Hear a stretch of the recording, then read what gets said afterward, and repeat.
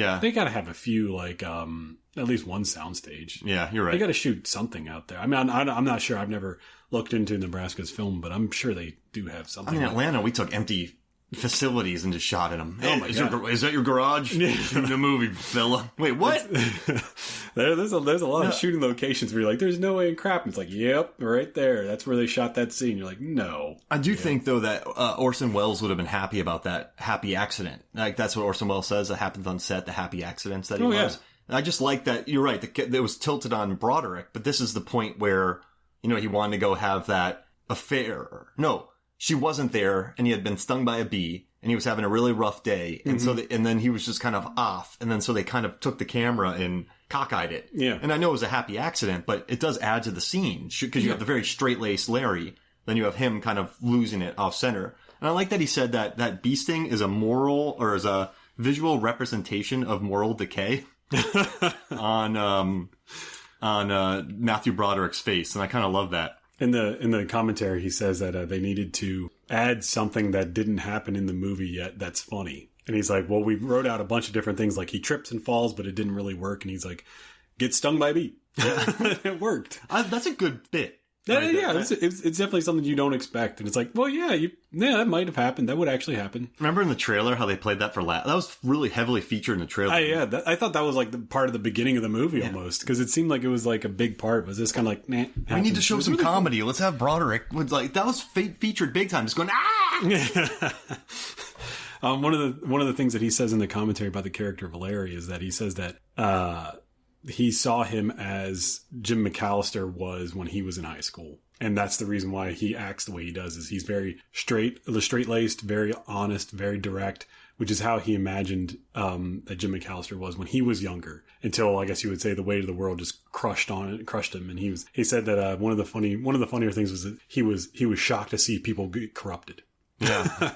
It's like, how could this happen? And he's like, well, pretty easily. Yeah. Which I thought was interesting, but I just love how he went out of his way to make Broderick just look like such a dork, right? About corrupt, like just the circles, the Pepsi, What's interesting? Broderick it's a really unselfish performance by Broderick. I don't think a lot of actors would have played it the way he did, because there's no wink of irony or anything. He's a loser, not a loser. Maybe he's internally decaying, but on the he's still good to his students. But on the inside, he's kind of done with it. I would say that he's at that point where he says that he's supposed to be 35 to 40 years old. And he's been a teacher for well over a decade at this point. 14 years or something? Somewhere around there, yeah. So he's kind of like, he's kind of at that point in his life where he's like, what does it all mean? Because he's seeing time and time again that the same thing happens. And he mentions, Alexander Payne mentions this in the commentary. He says that, no matter what, no matter how old you get, nothing really does change. You're always going to see the same type of people. You're always going to see the same things happen over and over again. So he's seeing this over and over again. He's always going to see a Tracy flick, which we see whenever he's a museum. A docent. Yeah. I'm teaching again. What he says in the commentary, it's kind of a cheeky nod to him being back to Nebraska, was that he's teaching at the museum by a buffalo, which I was like, eh. He says, some people might catch this. I did. I love it. You may not. Whatever. But I was like, eh. I looked up the pay right now for a docent at the museum, like a full-time, and they make $64,000, but that's about 20 years ago. So 20 years ago, that's not halved quite, but let's say it's about 40,000. Yeah. I mean, but New York City, but he had New York City, that tiny little apartment. He's like, it's not bad. It's comfortable. That was a real apartment that they shot in. Yeah. He says in the commentary, that was a real 300 square foot apartment. And that was all reshoots. They didn't want to. Did you know about the original ending? Yeah, they wrote it out much like in the book, where he's a used car salesman, Saturn dealer, and Tracy Flick comes to confront him. Yeah, she buys a car there, and then they're driving around, and then he learns that she grew up in the really rough part of town, and then she has him sign her old yearbook, and there's no signatures in it. So it was like and then he kicks a trash can.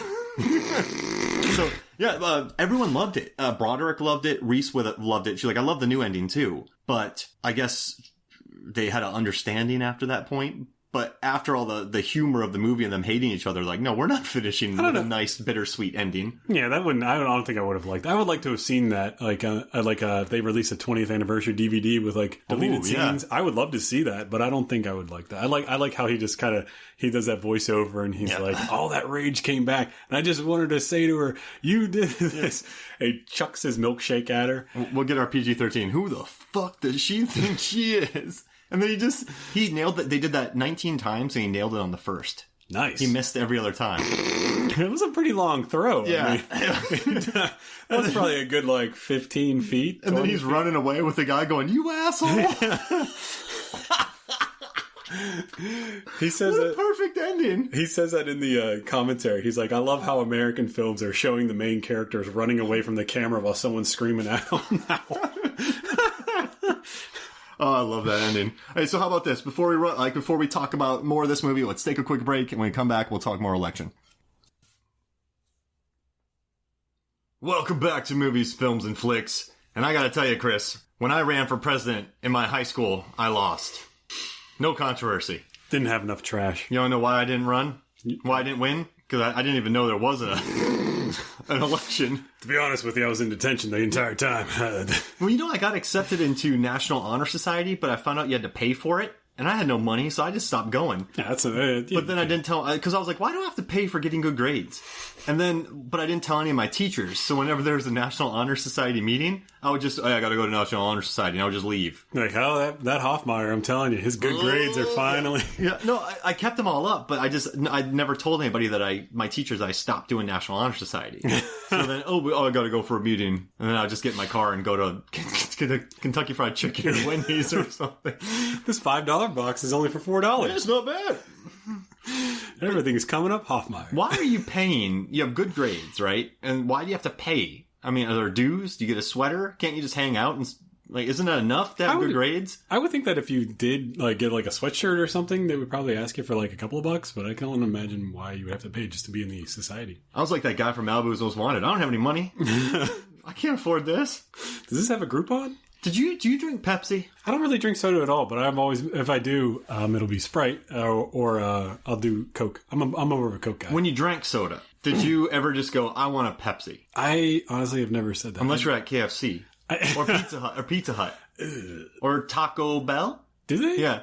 Yeah, they were crazy about the Mountain Dews. They had all the Pepsi stuff. You remember that they had Darth Dew for whenever the new Star Wars came out? Code Red. You remember that song? I'm at the Pizza Hut. I'm at the Taco Bell. I'm at the combination Pizza Hut and Taco Bell. Have you ever heard that song?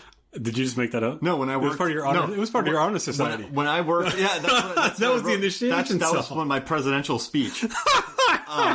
When I worked at a club called bar, it's not a club, bar called Big Daddy's, he used to play that song. That wasn't the name of a club called Big Daddy's? That is such a Big Daddy's. It was an institute. It was like a band. So we had My Chemical Romance playing there before they were big in front of 30 people. I mean, we had some pretty big hardcore bands, all that kind of stuff. But he would do dance nights. And there was, I'm at a combination Pizza Hut and Taco Bell.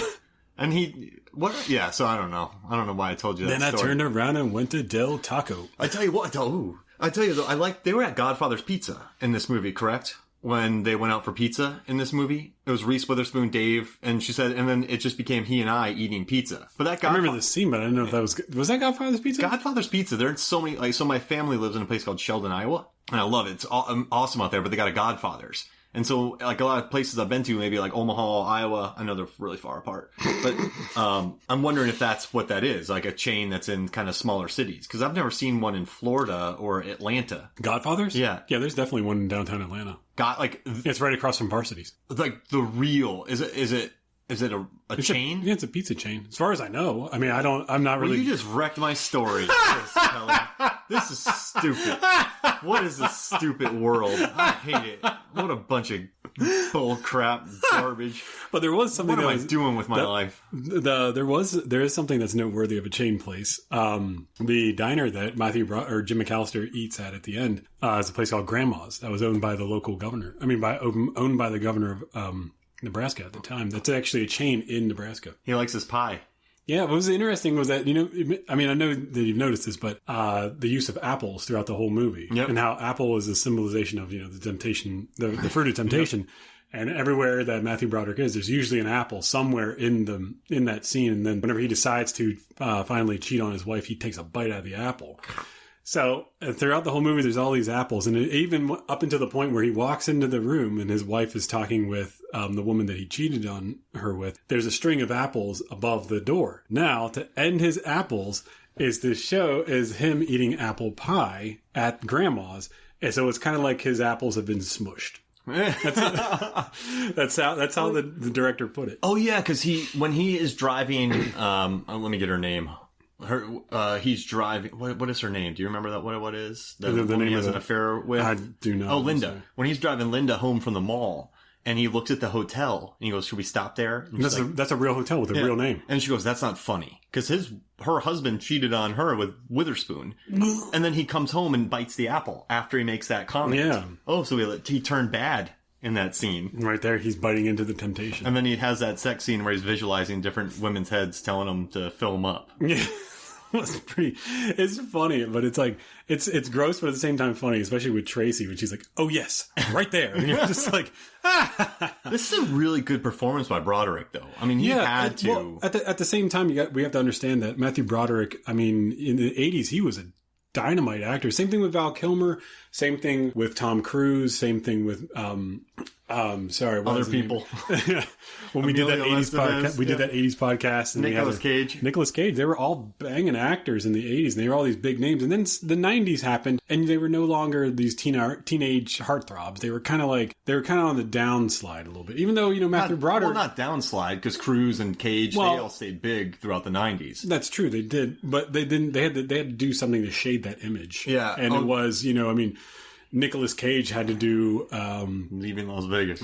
We had to do I mean, seriously, look at it. You had to go from like, what do you want to do to be seen as taken seriously as an actor? Okay, well, I'm going to kill myself. Yeah, it's like, okay, well, that would definitely do it. But Matthew Broderick, he did work, but he didn't really do that same pace as he did in the 80s. Because if you ask anybody what they think of Matthew Broderick, the first thing that comes to mind is Ferris Bueller, War Games, the Godzilla, computer wore tennis shoes. But he had a hard time in the 90s. Wasn't that Kurt Russell, the computer wore tennis shoes? Was it? Yeah. That was young Kurt, Disney. Oof. Never mind, strike that one from the record. If you wouldn't mind, Mark, just kind of making sure that doesn't make it into the podcast. Hey, that's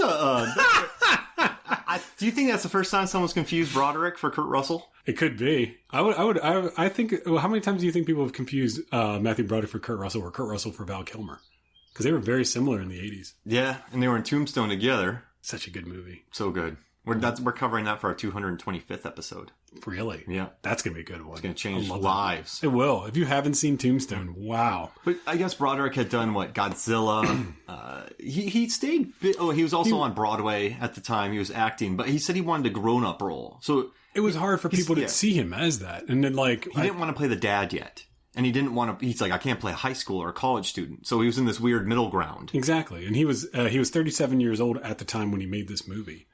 So it was like he was kind of at that age, but then he just, I don't know, take it or leave it. I thought he was amazing in this movie, but he didn't get any more roles like this after that. And I think the next big thing that people may remember him from is the Christmas movie that he made with Danny DeVito. Oh, goodness. Yeah.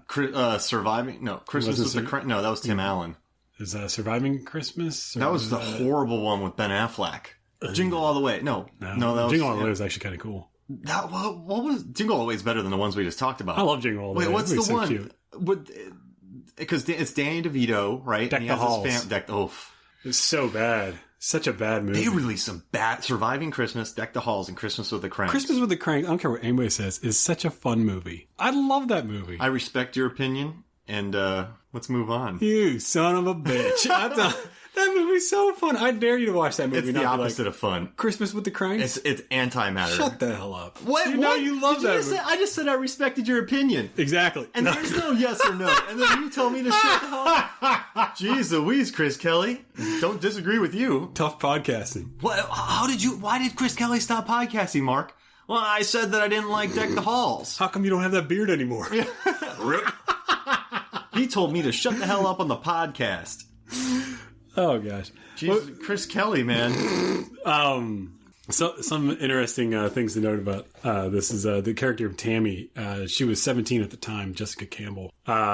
She only has 6 credits to her name. Yeah, she stopped acting. She did very shortly after this. I tried to look her